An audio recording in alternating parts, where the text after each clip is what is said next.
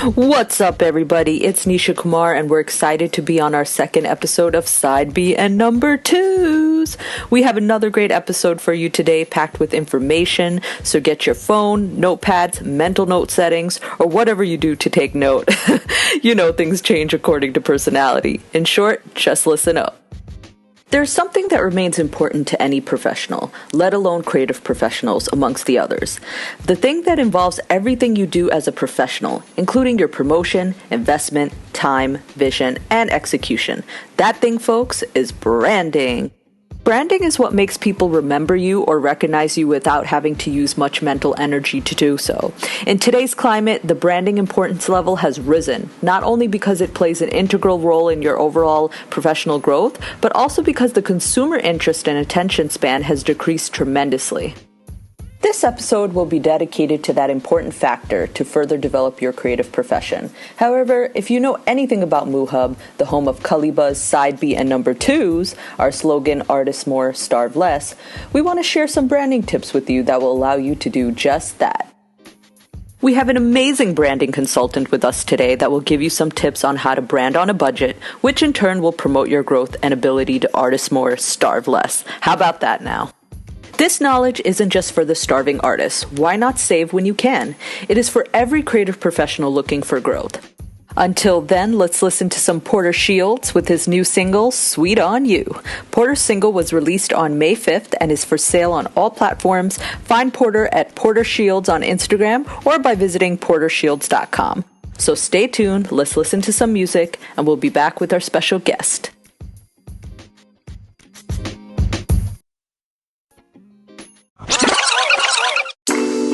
What's going on? It's Porter Shields. Check out my single, Sweet on You, right now on Side B number 2.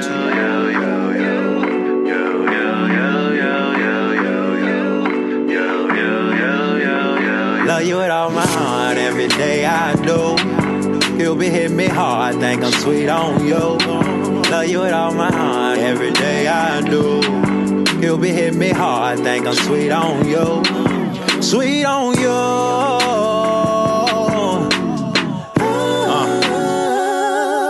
Sweet on you.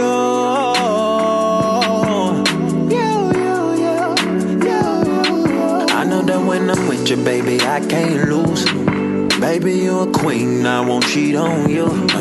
Let's link up tonight and do what lovers do. Let's do something new, this ain't no deja vu.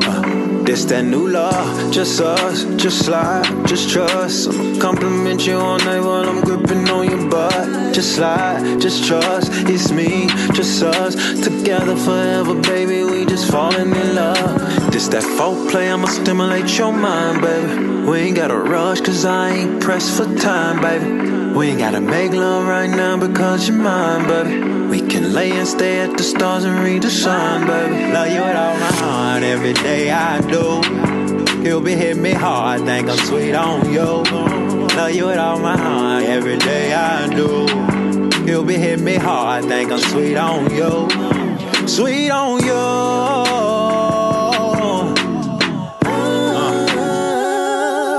Sweet on you.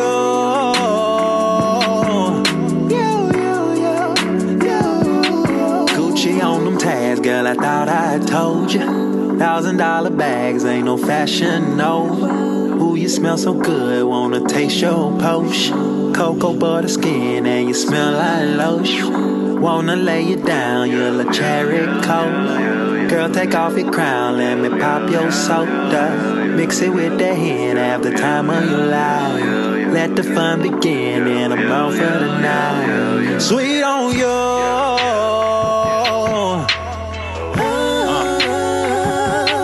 Sweet on you.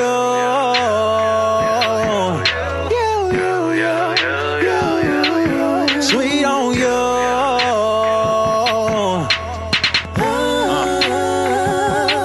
Sweet on you.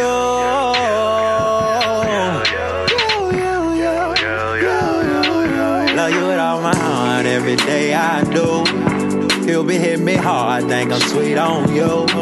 Love you with all my heart, every day I do. You'll be hitting me hard, think I'm sweet on you. Sweet on you.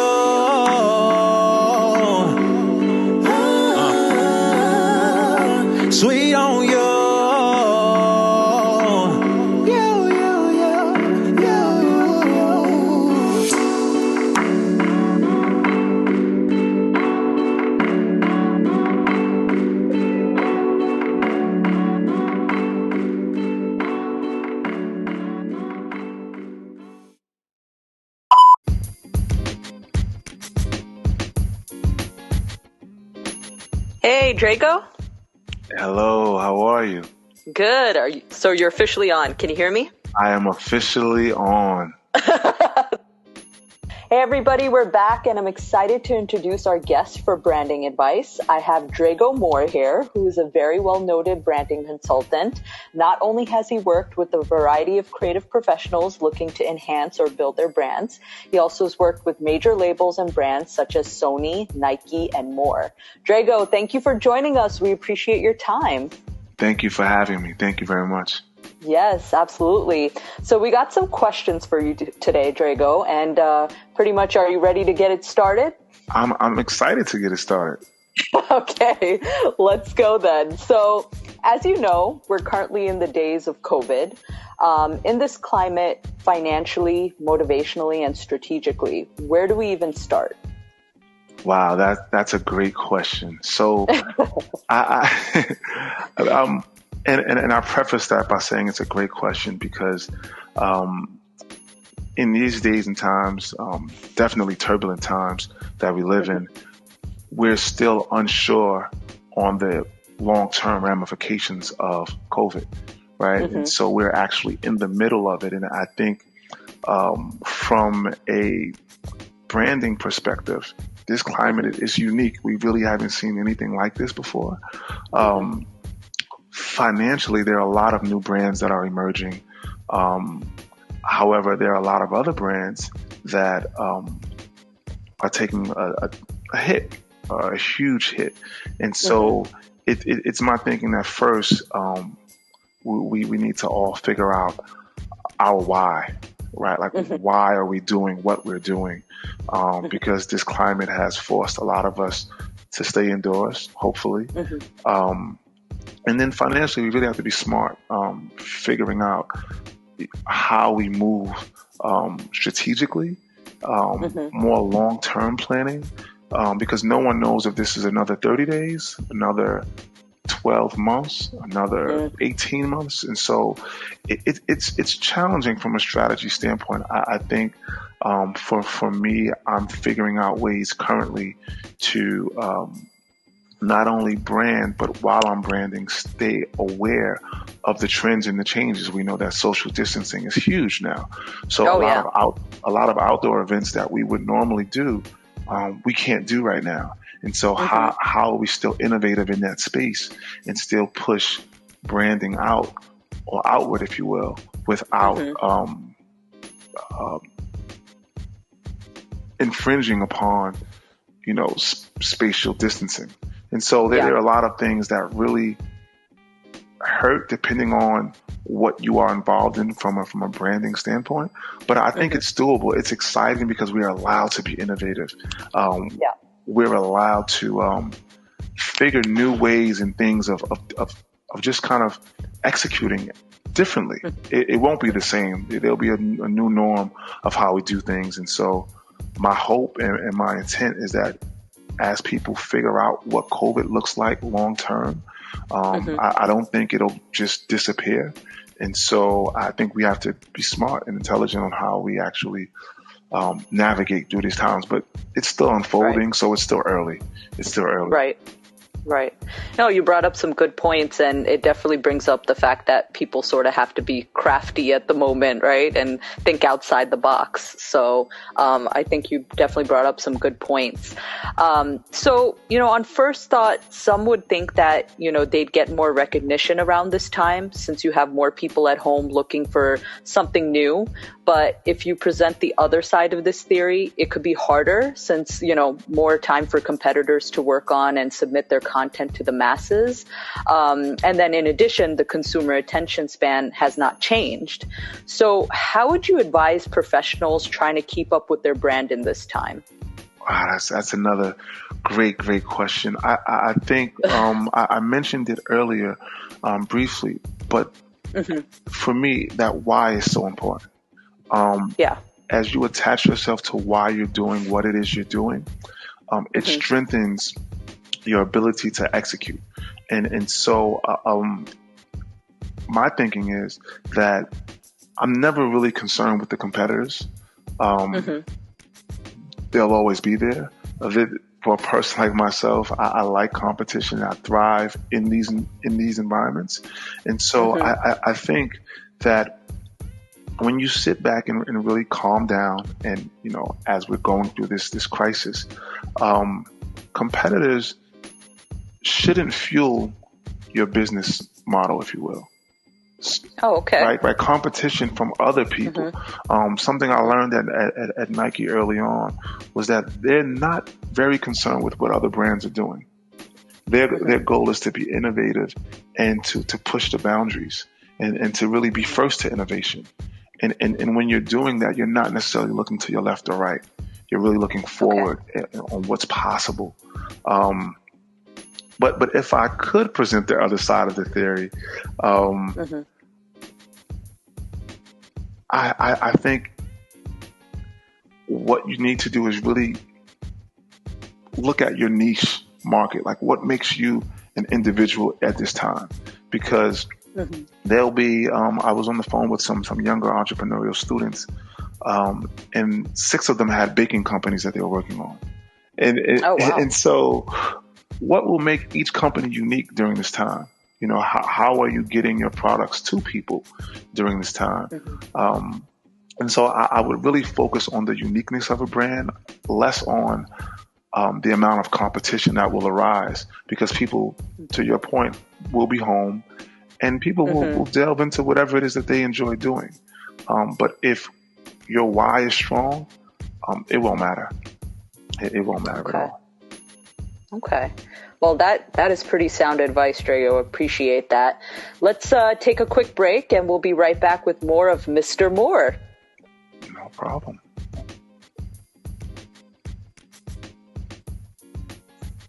Welcome back, everyone. Again, we're hanging out with Drego Moore, branding consultant. Let's jump right back into the questions. So, Drego, if a person had no idea of how to start with their branding, where would you suggest they start? That's a great question. I mean, they're all great questions. So if you're just starting out with your brand, I would first look at one, why? Why do you want to do this? Who do you feel you would target with your brand, right? Because a lot of us have a lot of great ideas that may not be beneficial to people other than ourselves or our immediate friends. So really figure out, is this a need? Is this something that people in the public actually need? Or is this something that you enjoy or that you would like? And so I would start there in terms of just my own brainstorming, and I would bounce those ideas around with close friends.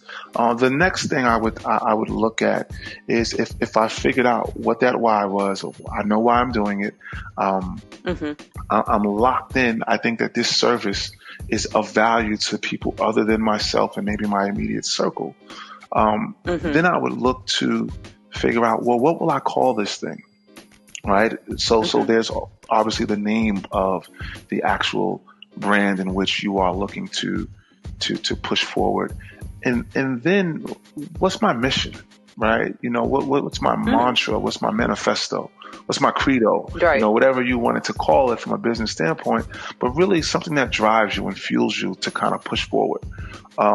Right. And I would build upon that, and once I figured out what I want to call it, then how does it look?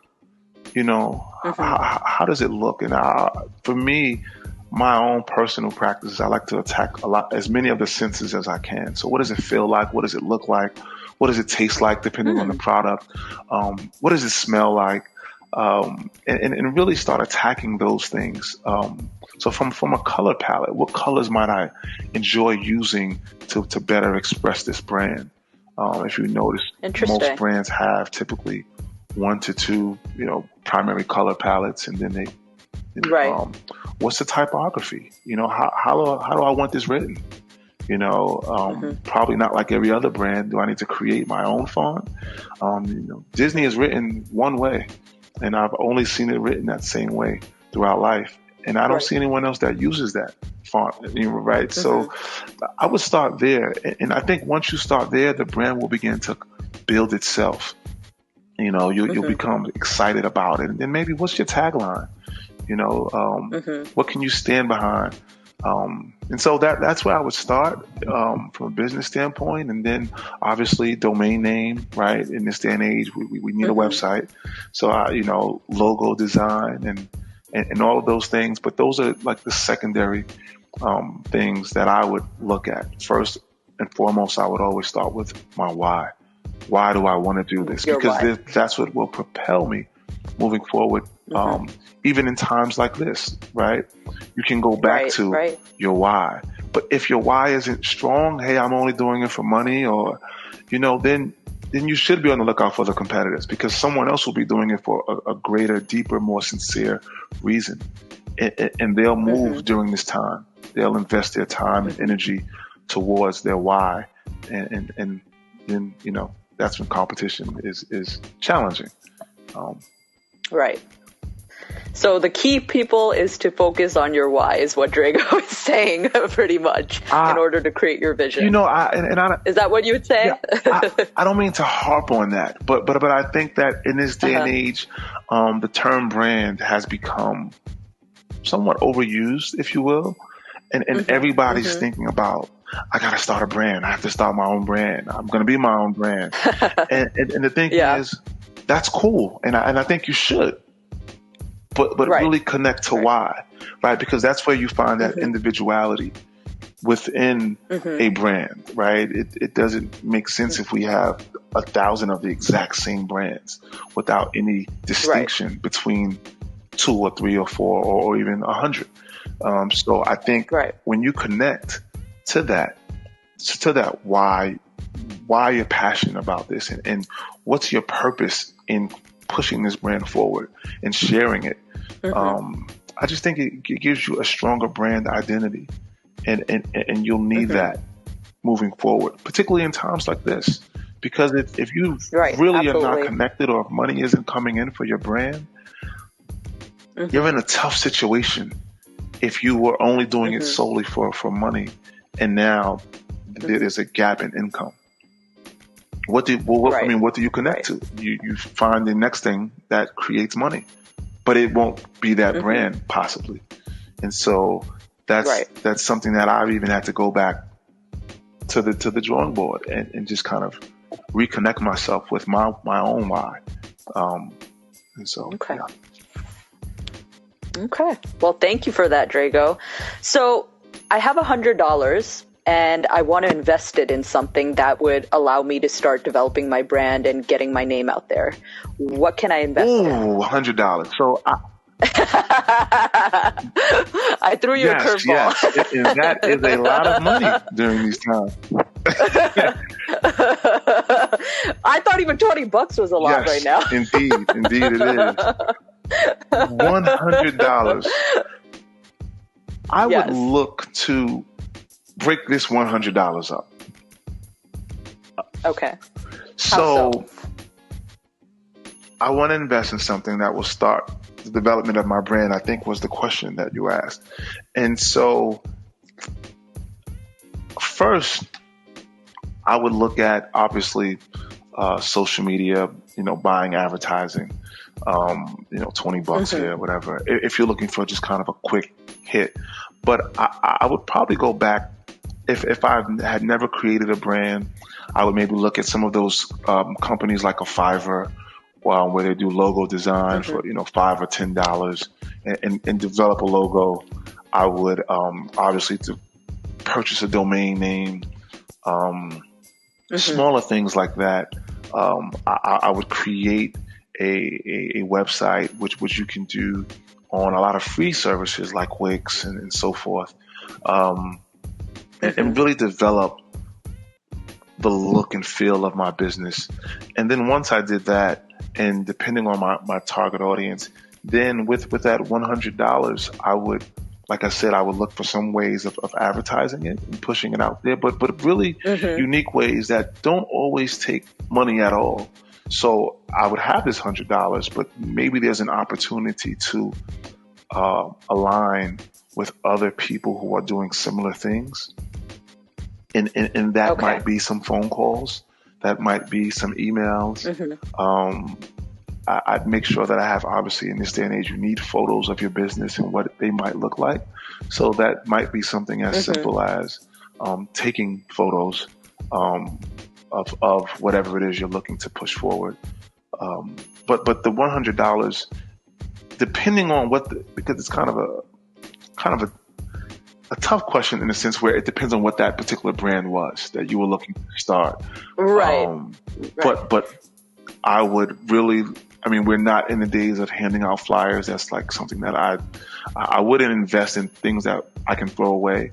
But maybe a sign of sort, maybe some business cards on to really, because with $100 you're really looking for a feeling. So if I have my logo for $10-15, I create a website, I buy a domain name for $50 or whatever that is, and then maybe some business cards on maybe VistaFriend, it's $20, because now I can begin to promote myself. If someone asks about my website, here's my site, it's on my business card. My logo is on my business card. Right. The social media thing is going. If I have a few extra bucks, I might throw it towards that, just to kind of boost visibility and create more shareable content. Right. But really, it's about thinking outside of the box. And I think once you have your business card and your website and your logo, you'll begin to really feel your brand will become alive. It'll be in motion. It'll be a living, breathing thing. And once that happens, I think you'll have some fuel to really push forward. And $100 won't matter at that point. You spent it on some good things, but you'll now have the things that arm you for conversation. When someone says, "Tell me about your brand." Hey, I'm glad you asked. Here's my site. Here's my card. Let's talk. You're a bit handicapped when people ask you about your brand and you can't visibly show them anything, particularly in this day and age, Right.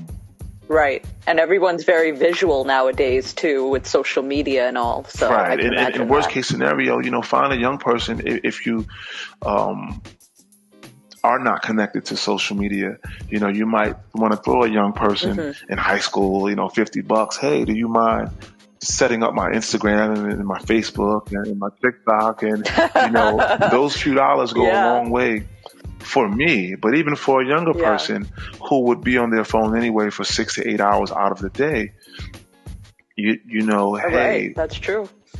$50, $75, or $15 an hour for them might do you a great service in just kind of establishing your social media footprint. Absolutely. That's great advice. So I realize people confuse branding and advertising at times.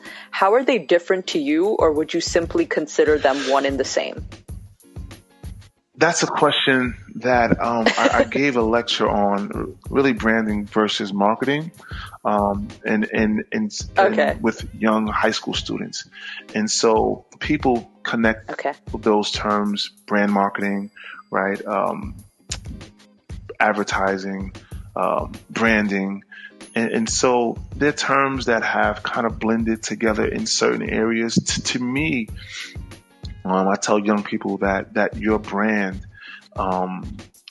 is a series of things that connect together. Sometimes it's the company's phrases or the symbols, the logos, the slogans, and anything that's really relevant to that particular company, right? The look, the feel, the colors. That's the brand, right? What it stands for. For me, that is almost the prerequisite for full-fledged advertising. You have to establish that brand, and the branding starts when a new business begins, right? And how, in the different ways that we can promote this business and push it out there. And it's an important step, because it helps the advertisers, if you will, to have these tools on how they can convey the brand to the target consumers, right? To me, advertising does that, right? Once you have this established brand, advertising comes after that. After that brand is right. lightly established, if you will, loosely established, or even fully established, but the advertising comes after the brand is identified, because advertisers use that brand identity as ways to help target the brand's consumers. Right? Oh, okay. So that creates the difference. In a blanketed way, because they blend in certain areas. People will begin advertising usually immediately after the brand is defined. And sometimes branding is in motion and has to be tweaked. You have to sometimes go back. But to me, advertising definitely begins after the branding is defined and established, if you will. Okay. And they understand what the brand is and who they want to sell to. And then you advertise to them, right? Right, absolutely. You can't do one first. You can't do the advertising before the branding. Right. Or even any marketing before there's a brand. Right. Right. Because then what are you really selling at the end of the day? And you have people in advertising and in marketing who will take your advertising marketing dollars on a brand that isn't fully defined. Right. That is the duty of whomever it is starting the brand. That is your homework and your work. And advertising companies can consult and advise you on ways of strengthening your brand so that they can advertise it better. But I think that falls on whomever it is that is starting that brand to have a well-identified brand so that people can help. They can help market and advertise. Right. Thank you for that. So what celebrity artist brands do you favor and why? Celebrity artist brands. I would that's unique because I think what jumps out at me is probably Tidal. Because obviously Jay-Z is involved in that and that's I believe he brought that to the forefront, but along with a lot of other celebrities. And I personally feel that is something that is a way that connects artists exclusively. You're able to create playlists and stream music. They have millions and millions of songs and video content. And to me, it just makes sense that an artist with as much skin in the game as he would create something of such value that so many people can connect to, and from an ownership standpoint, or even just from a fan standpoint, and consume. The sound quality is great, and I'm newer to it. And so I think that's huge because they do live streams. They have exclusive events that happen on there and, behind the scene content. Oh, that's really cool. I believe they have meet and greets and, it's just kind of a new wave of doing things. Wow. And I think it's progressive. And I think it's cool that it puts the ownership back in the artist's hands. But it still allows the general fan to consume as much music and good vibes as they like, particularly at a time like this where everybody needs some music. So that jumps out at me. That's a brand that I personally think makes the most sense for an artist of his caliber to kind of send the elevator back down and allow other artists to get in and own a bit of what they put their energy and efforts toward, which is their music. Wow, that's really cool. That's a really interesting brand that you chose. So thank you for sharing that. So how did you get into consulting for branding, and is it something you've always wanted to do? I'll start with the latter part of the question. It's not okay. It's not something I always wanted to do. it's not something that okay. You fell into it. That's something that I actually knew existed. When I was applying for college, and I had a partial basketball scholarship, I wasn't thinking necessarily about event planning or event marketing or branding at all. It kind of fell into it, but it allowed me to pursue many of the things that I was most passionate about. And so for me, the consulting is something that made the most sense because I had worked alongside of a lot of brands, and from an agency standpoint and working directly with the actual brand. And so I learned a lot. And consulting made sense because it allowed me to be able to use some of that knowledge in what it is I was working on with a particular client. And so, yes, that is something that I fell into. I worked my way up from production, from unloading trucks and figuring out, hey, what's on this truck, to learning about decor design. People like Diane Valentine, Damon Haley, Robert Hansen, and Paula Bond. A lot of people who were owners of businesses allowed me to really learn under their tutelage, and it was strong. It was a time in which I was able to learn about so much that involved branding and events, and I just never looked back. I just constantly kept learning, and then found those things that I personally was most passionate about. So for me, I love the arts. I went to a performing arts high school. LaGuardia. Fame was a movie that was obviously done about LaGuardia, but I always had a fascination about the arts and sports, right? And so I began to work with brands that align with my personal passions, and growing up in the inner cities of Harlem, New York, I always had a connection with inner city youth.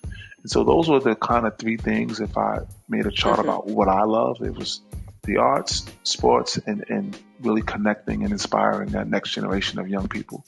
And so any brands that had an interest in those things, I tend to gravitate towards, right? And so if I was working with Cartoon Network on something and they were working with young people, well, it made sense, especially if you tied in basketball athletes like Kevin Durant and D Wade, and it's like, oh wow. And of course, Nike has a strong commitment with inner city youth throughout the country, and so that made sense, you know. Absolutely. And it never felt like work, and it still doesn't, you know. And whether it's HBO or whatever the brand is, it never felt like work because it aligned with my why and with my passion. Good. And so then it's just fun. It's like I'm passionate about young people and giving them opportunity and things that I didn't have and connecting with them. And so it just makes sense, you know. So that's how I fell into it. And that's a bit of my why I continue to be involved. Okay, well, that's a great why, by the way. and they also say time flies, you know, as you have fun. So it's good to hear that, you know, you enjoy the work that you do and you have fun doing it. And it ties in with all the passions that you have with sports, inner city youth. And you're also reminded of your roots growing up in Harlem, and you tie all of that in. And that's really, really interesting and cool to hear. So I appreciate that. So we also like to take questions from our audience. So looks like we have time for one. So let's see what we got. How do you develop your value proposition in branding? And where do you start? All right. So the question is, how do you develop your value proposition in branding? And where do you start? Interesting. That is a question that friends of mine are always tweaking, including myself. Your value grows, obviously, the more work you do and the more accomplishments and credentials that you obtain on your journey. And a gentleman once said to me, what is it that you want right? So whenever I'm thinking about my own personal value, I think of two things. The first thing are my own personal needs, right? And the time that it would take for me to do, let's say, X. And so we all have bills to pay, right? And so you don't want to work on something that will consume you and doesn't allow you to take care of your food, shelter, clothing, and your family.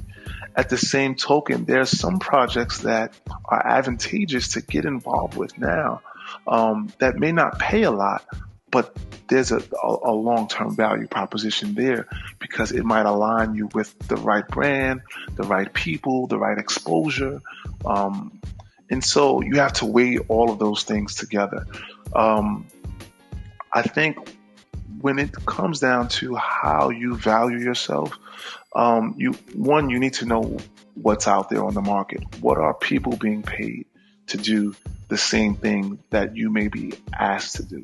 And that's really simple. You can Google up salaries and prices and kind of what the going rates are.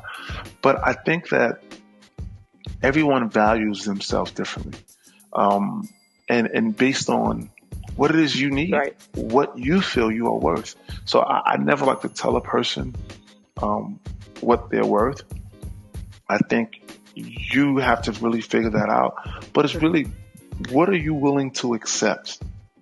What are you willing to be okay with financially? Because you can overprice yourself on certain jobs. And also you have to know what the market will bear, right? So you might feel like, hey, I'm worth, I don't know, $1,000 an hour. And you might be, right? But if the budget is only $10,000 or $100,000 and you know that you're required for at least 50 hours, then that probably won't work for you. And so you factor in all of these different things, and that's how you get to your equation.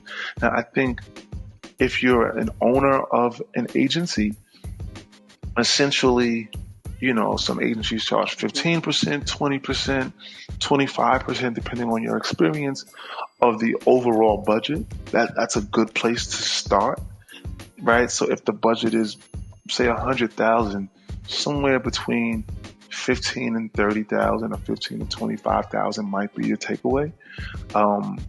But it depends on how involved you have to be. There's some jobs that, from a consultant standpoint, they may not need you to be on a ladder or to be hanging signage. You may just have to make a few phone calls, or they may need you during the ideation stage, but not during execution. And so that is where I would begin the thinking, but really figure out, hey, how much do I want to do what it is that I'm being asked to do, or what it is that I'm proposing to do. I personally, at this age, I only get involved with brands that I like. I like their brand identity. I like what they stand for. And I like the work that they're doing or the service that they're creating. And that's where I start. And I think once you like it, and once you adhere to your own why, one, it won't feel like work. Two, you won't feel like you're being slighted. My dad used to say, a fair exchange is never a robbery. And so you really don't want to feel robbed at the end of the day. I did all this work and this is all I got paid. So you want it to feel like a fair exchange. Hey, I got this for that. And I feel good about it, because when you give your time, it should feel good with anything that you do. Absolutely. Between giving your time and sacrificing your time. Giving feels good. Sacrificing, not so much. And so if you don't have the time to consult on something, I just would not do it. Now, obviously, if you need the money, then you know that you are sacrificing your time for that money. And you have to negotiate accordingly, if you will. So time, we know, is the most precious resource on the planet that we know of, and it's the one thing we can't get back. So I always tell people, when pricing something, think about how much time you're going to spend on it. You can go by hours if you don't have a clear cut, because then you can value yourself by hours, by hourly rate. So, hey, listen, I only charge $50 an hour. However, it's going to take me 10 hours to work on this. So there you have your price. You might charge $25 an hour. You might charge $100 an hour. Whatever it is, figure out what your hourly rate is. If you cannot figure out what the whole scope of the job is willing to pay, just figure out your time, So those are a few ways, but that particular area is something that people vacillate between thoughts often. They go back and forth and try to figure out how to put a value on their time.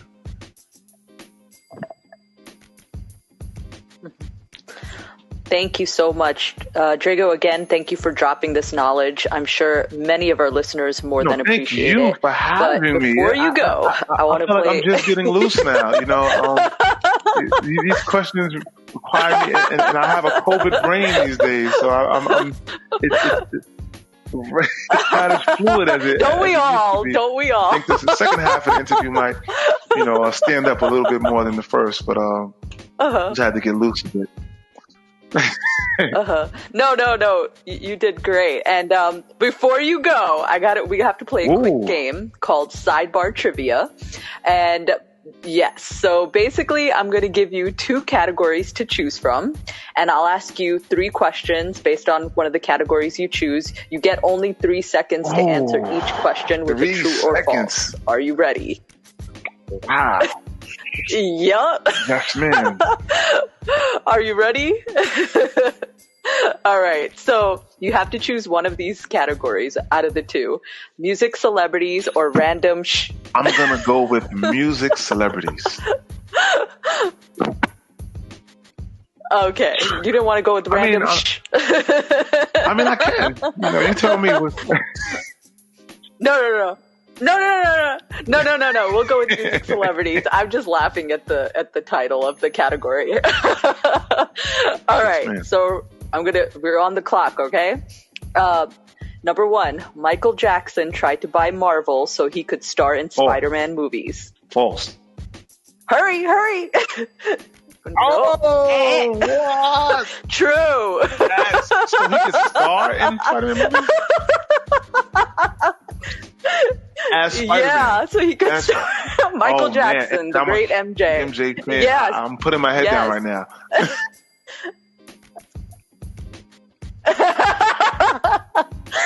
All right, number 2. Madonna started her career as a drummer in an 80s band called the Seed Club. True or false? Definitely, she's not a drummer first. Correct. You're right. False. It was actually called the Breakfast Club. Yes. That I'm not... Yeah, she was a drummer in an 80s band. So yes, she was the drummer. So she was the drummer of the Breakfast Club, apparently. But I didn't know if she was drumming. Wow, that's cool. Yeah. I mean, Madonna, she has an interesting past, so who knows? Number 3, according to his junior high school basketball coach, Prince was an excellent ball player. Definitely. No, yeah, definitely. Yes, Prince, true. Who knew, right? He'd give you 25 any day.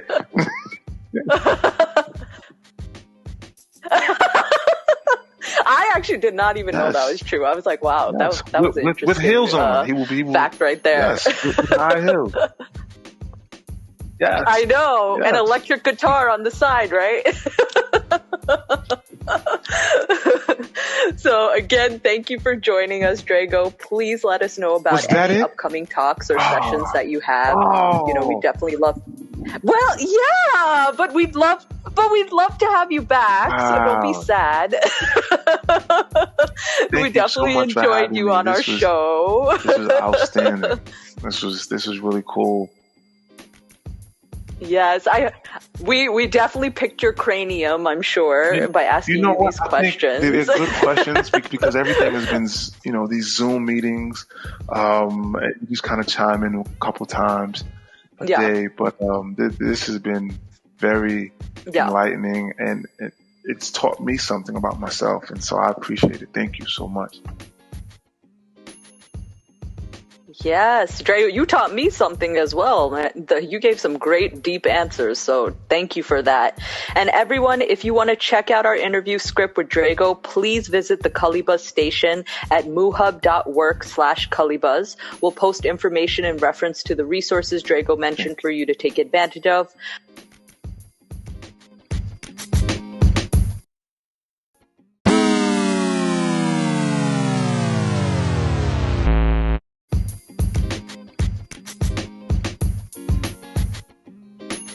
Again, thanks for joining us, guys. You can listen to our Side B and Number 2's podcast at any time by visiting our Cullibuzz station at moohub.work/Cullibuzz. We appreciate you. We'll keep working to provide valuable and relevant information to you for your creative growth. In the meantime, keep grinding, pushing, but more importantly, believe in yourself. Join us on the next episode where we'll discuss healthcare and mental health resources for creatives. In order to accomplish your dreams, you need to be here, right? So follow up with us for what's next. Laters!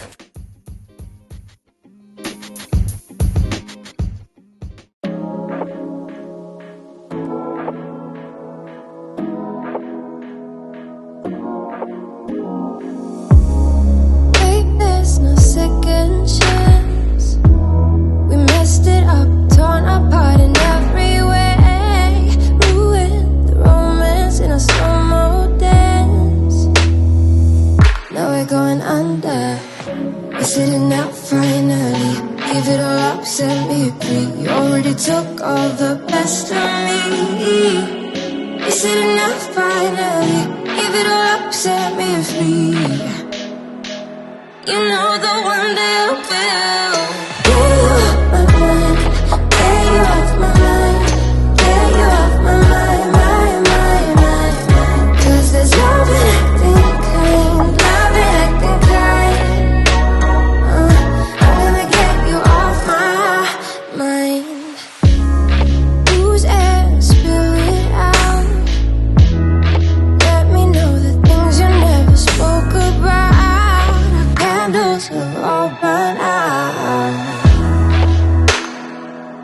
Now it's all ashes. We're sitting out finally.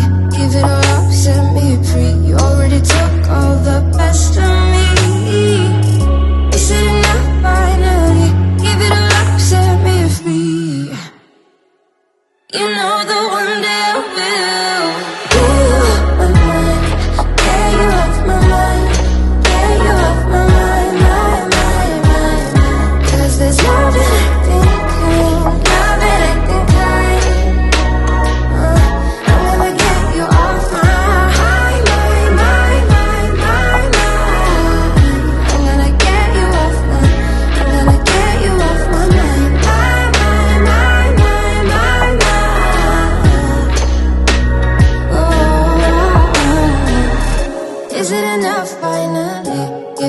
set me free. You already took all the best of me. Is it enough finally? Give it all up, set me free.